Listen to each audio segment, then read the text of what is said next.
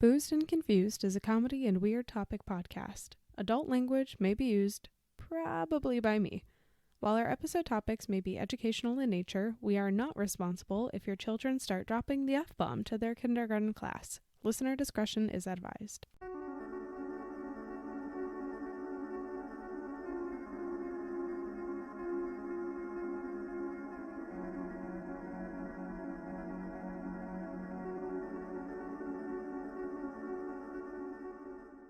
Hello, everybody. Hey. I'm Carolann.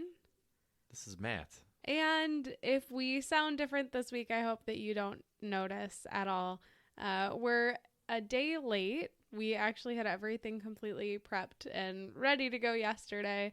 And when we went to record, we were having some technical difficulties because of a technology upgrade. So hopefully you don't notice a difference. If you do notice a difference, it sounds fine on our end, but if it sounds like shit to you, let us know.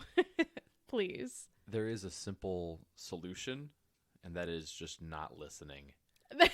Yeah, that would be the easiest solution, truly. Okay, so it's a me episode today, and before we get into it, just a couple of housekeeping items. You know what they are. The first one, if you're, wow, what's going on? Baby We're brain. on all your favorite social media platforms. We're on Facebook, Instagram, YouTube, and Twitter. I've been kind of inactive, but think we're going to get the gang back together. We'll probably start getting some more, cross-pod promos in the episodes again. And yeah.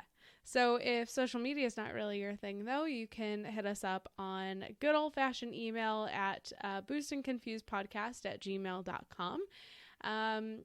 If you like the pod and you want to support us, the best way that you can do that is by leaving us a review. This is like when I discovered I could download the iTunes thing onto my laptop. Oh, you download the iTunes. And then I was like leaving a bunch of reviews because I finally was able to do that because I usually listen on Spotify, and now Spotify allows you to do ratings and reviews. So I have finally started doing that for some of my favorite pods, and I highly recommend that you do the same. I have no idea how that algorithm works. If there even is one, probably not. But if you like the pod and you want to support us, the best way you could do that is by leaving us a review and subscribing, following wherever you get your podcasts. If you leave us a review, you feel so inclined, and you take a screenshot and you send it to us, we'll send you some Boozed and Confused stickers in the mail for free. You can always undo your review afterwards. Why are you doing this? Yeah, you could always edit it after and be like, you know what, this pod is total shit. Which I also encourage you to do. I might send you more stickers if you do that. I might hand deliver them. And the last piece is what are you drinking? Ooh, it is a protein shake. Yeah, I'm drinking water. It's a school night. To be fair, there's a can of Sierra Nevada Pale Ale. That was yours. Still a little booze in there, but it's probably about a week and a half old. That's horrible. Don't air our dirty laundry like that. I didn't notice it until, it's like hiding behind this candle. I didn't notice it until sat down earlier to sort out the technical difficulties.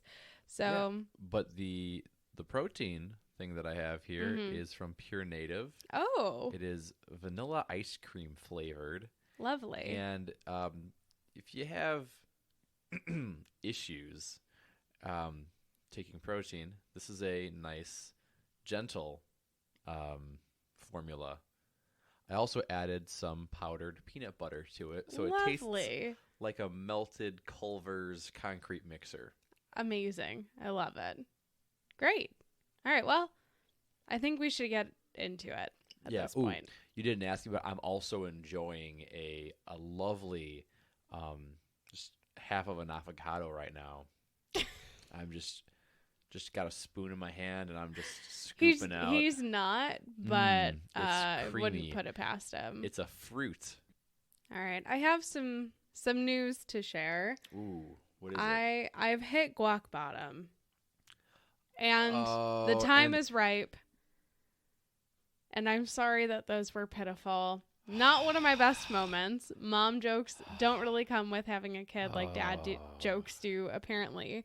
So you're probably thinking, Carolann, I'm 3 seconds from turning this episode off. Can I turn myself off right No. now? Can I turn my head off? Can I just power down? That was... You know what, Matt? I would say it sounds like there's a chip on your shoulder. Okay, now I'm done. Literally no one is going to be laughing the way that I'm laughing. If you haven't guessed it, today we're going to talk about avocados. And we're not just talking about any avocados. We're talking about avocado Avocados from Mexico. cartels. Oh! Avocado cartels. Yes. It's exactly what it sounds like. What's funny is I originally started writing this episode in like July 2021.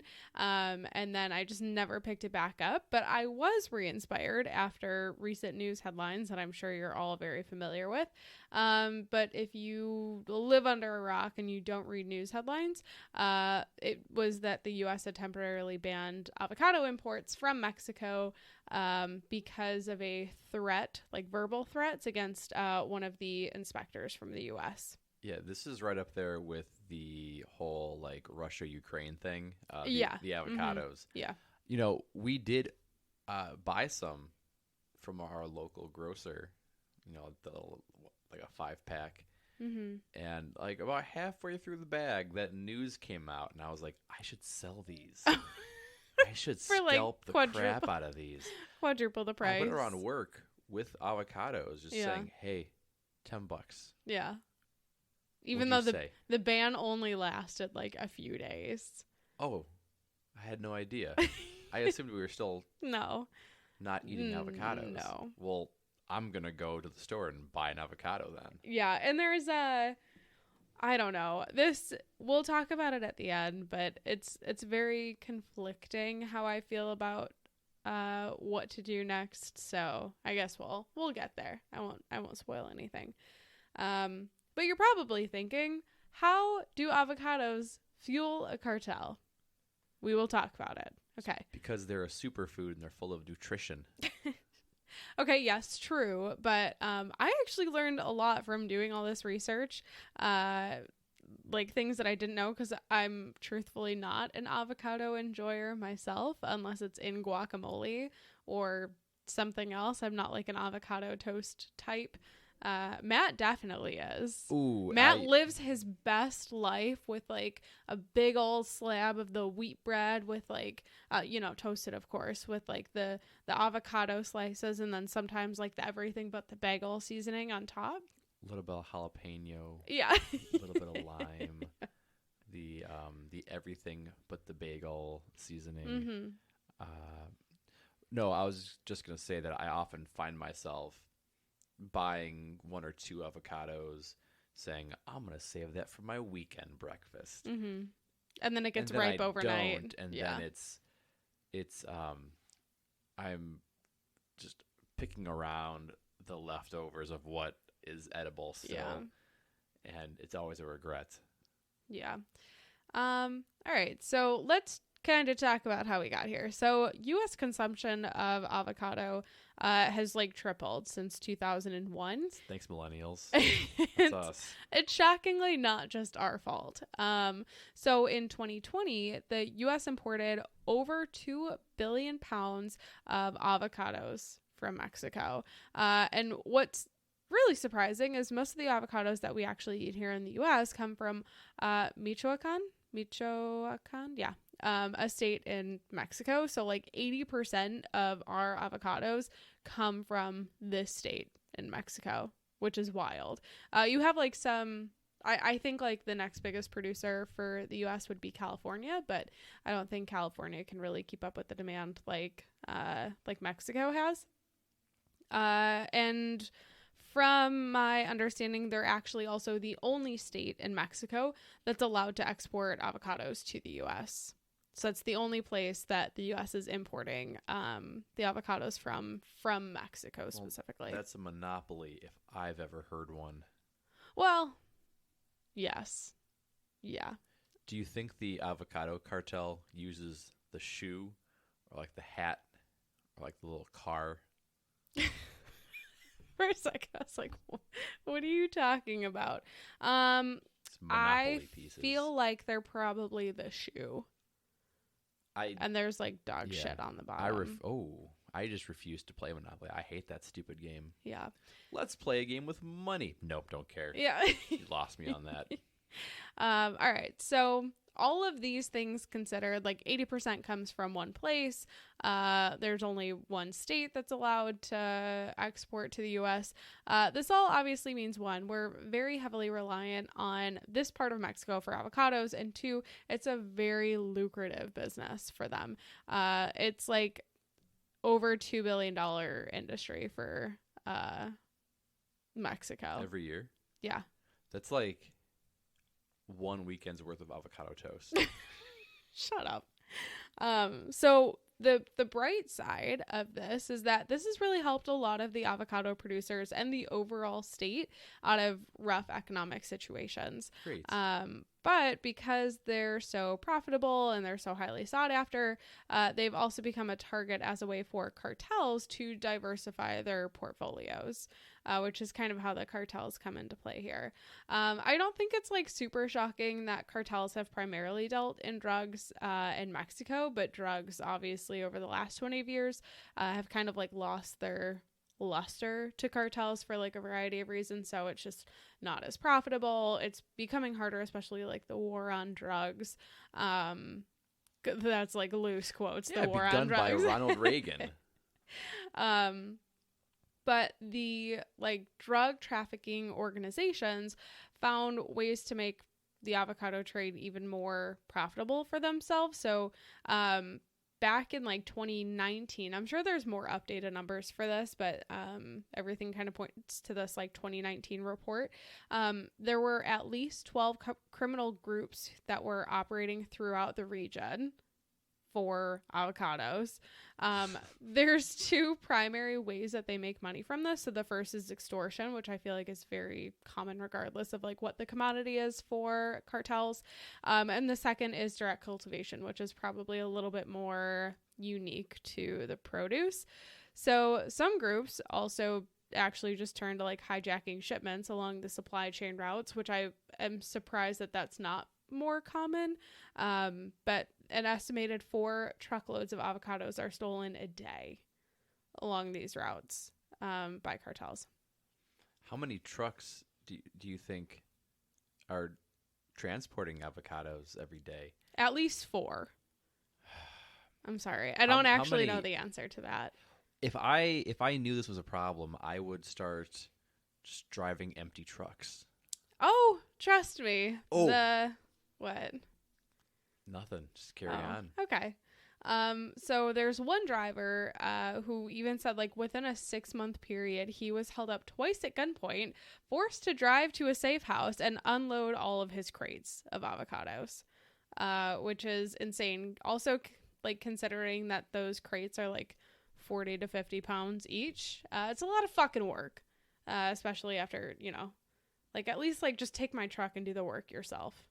You know, I don't know if I'm going to be fucking hijacked. I don't want to do all that work for you, but that's part of like why the cartels do it the way that they do it. It's less work for them, more profit.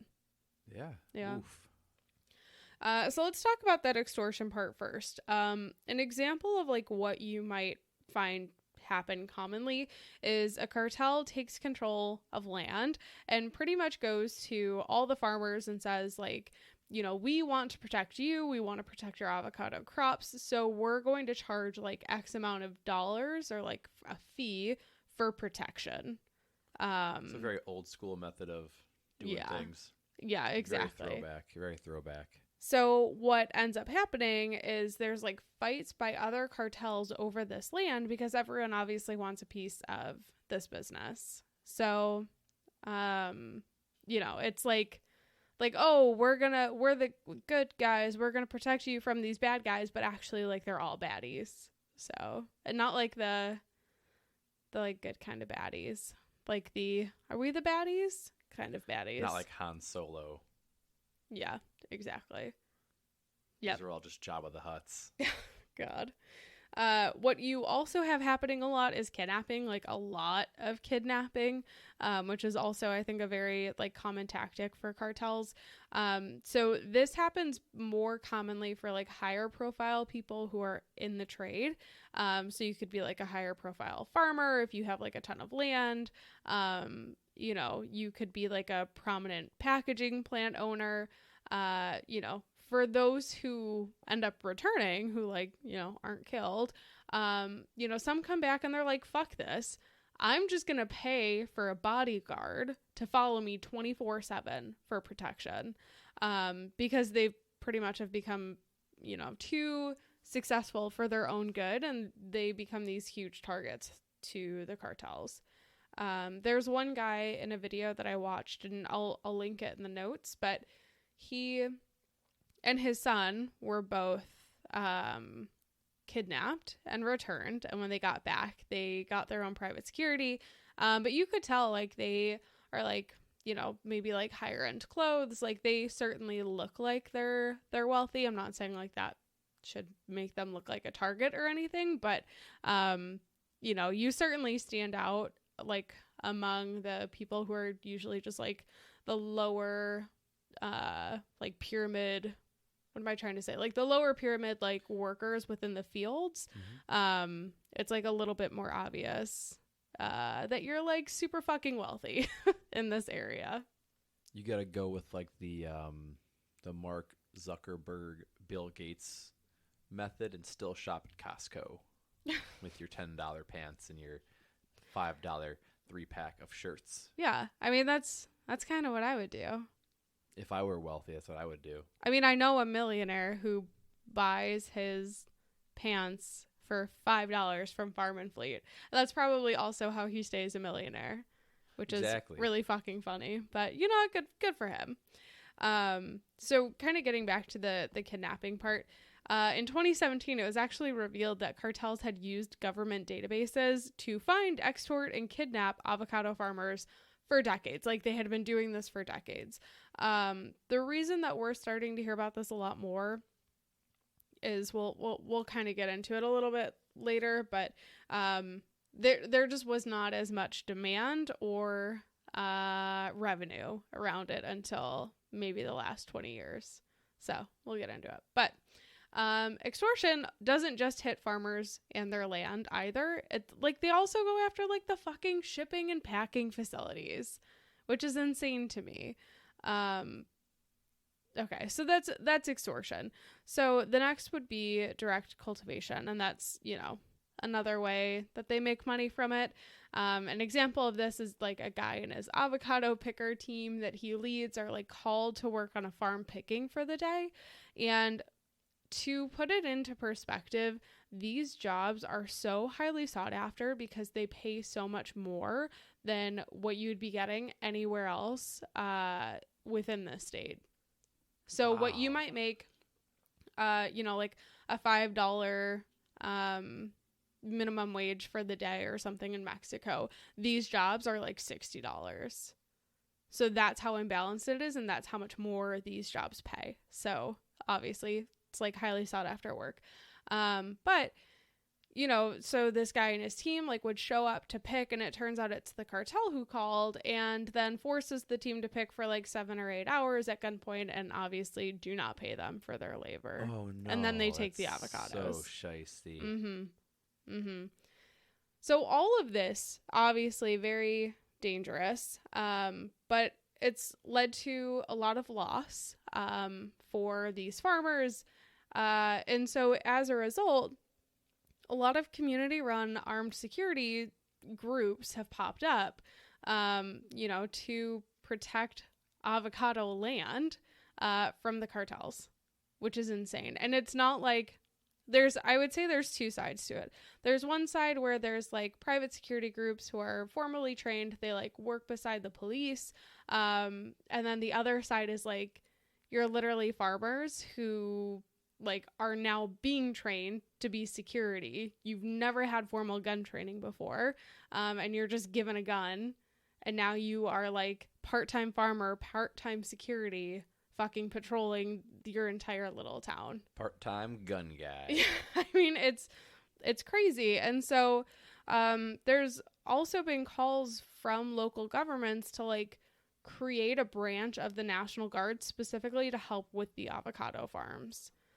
It's that big of a problem. So these vigilante groups have set up checkpoints around towns. There's like 50 checkpoints around 4 large towns. And they stop cars, they search them for weapons, and they're essentially trying to just stop anyone who's involved with organized crime and the cartels from entering the area. I have all of these videos in the notes, so you should definitely watch them. But these groups are like absolutely insane. They're armed with AR-15s and shotguns.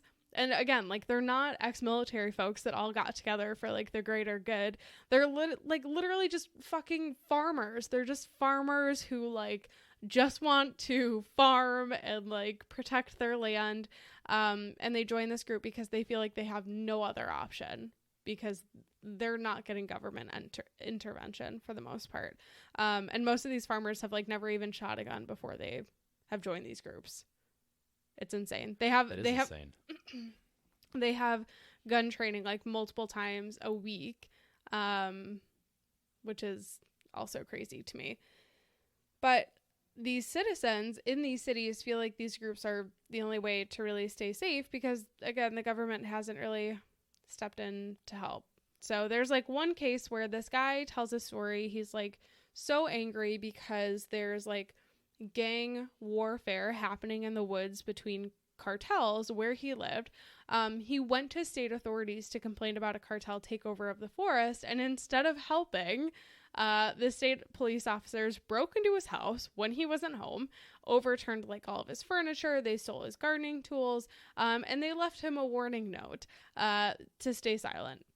And he fought back, and he filed a complaint with the state's Human Rights Commission and like took the story to local journalists. But he said like the worst case scenario is that they just decide that I'm being too noisy and they kill me. Oh my goodness. Is it the government that does that, or is that the cartel? The government. Well, both. Maybe both. Oh boy. Yeah, maybe both.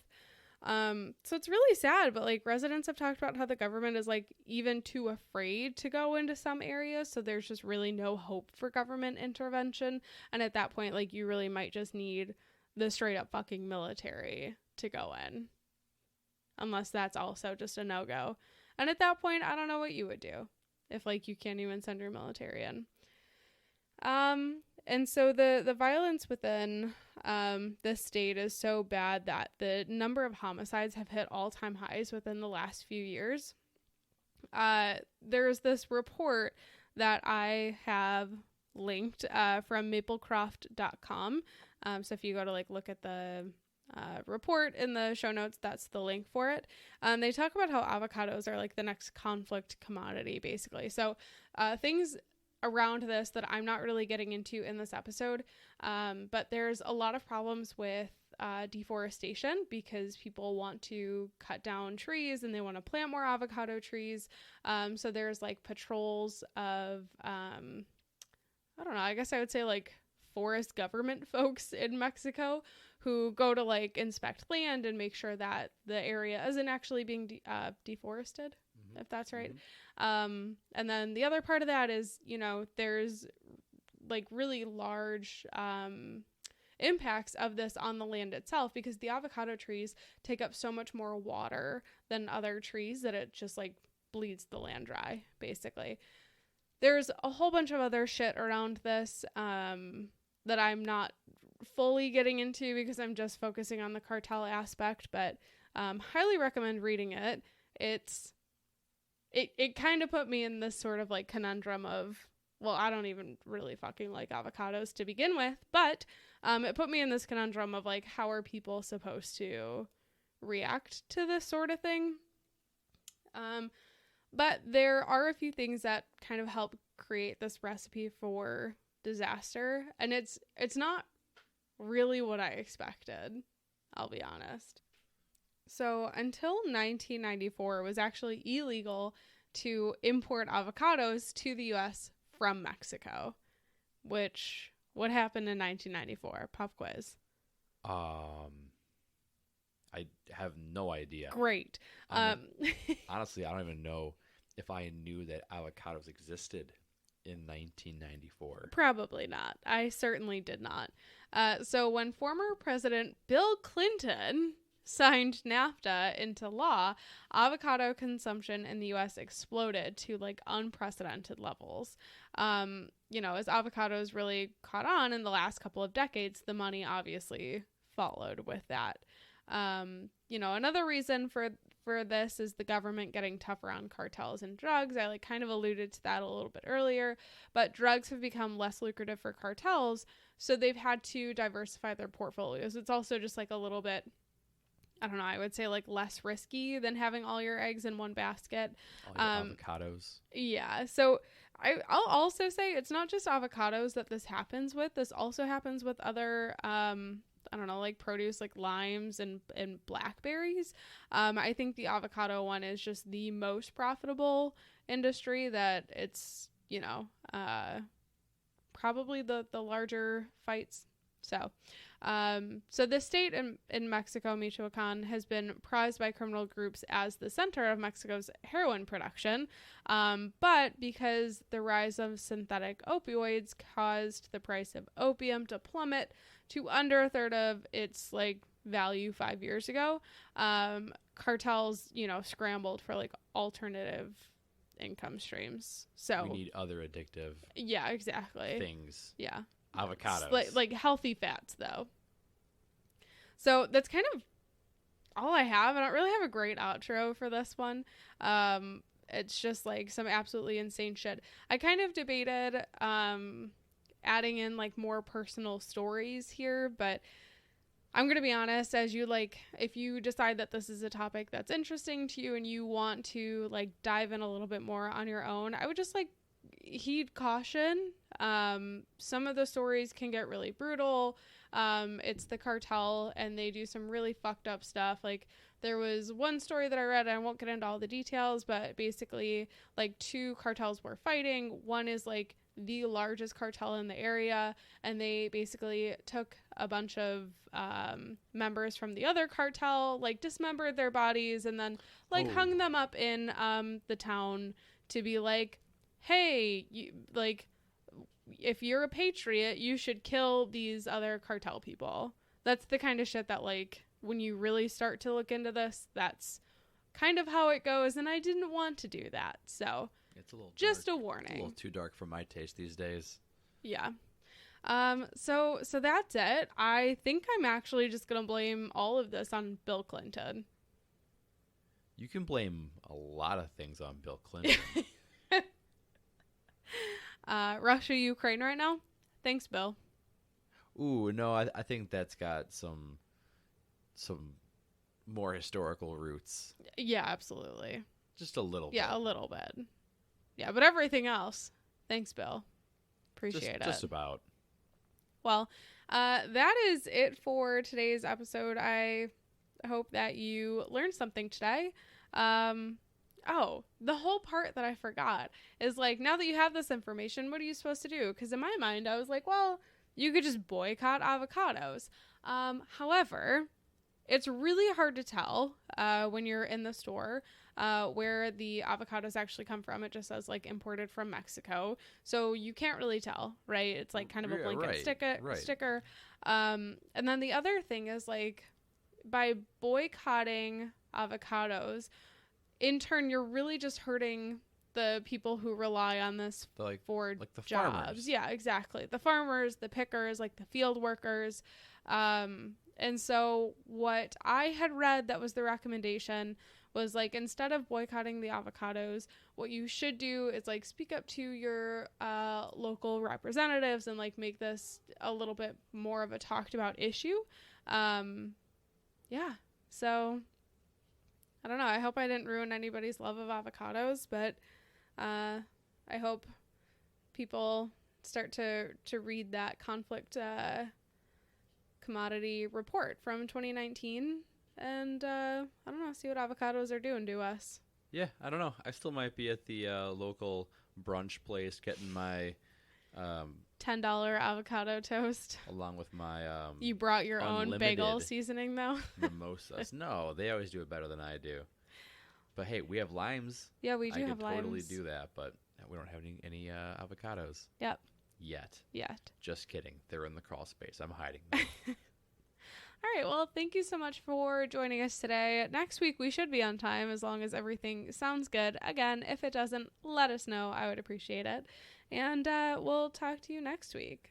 Yeah, watch me be like all hot mic'd up this Yeah. week.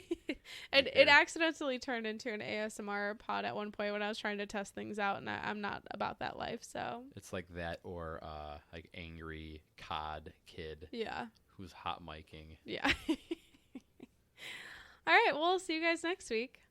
Bon voyage. Bye.